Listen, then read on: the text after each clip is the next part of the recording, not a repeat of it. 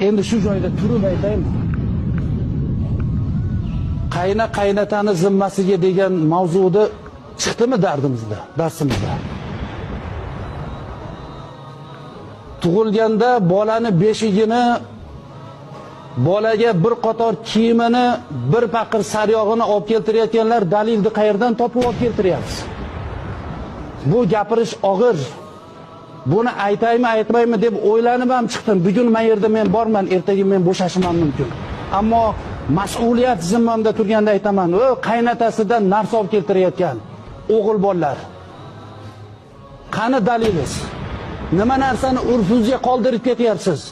Nima narsani kirgizyapsiz? O'g'il bolaman, erkakman deb odamlarga oshkor qilib uylandingizmi?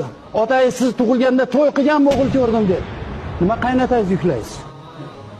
Ertaga siz ham qiz berasiz. Shuni xohlaysizmi sizlar?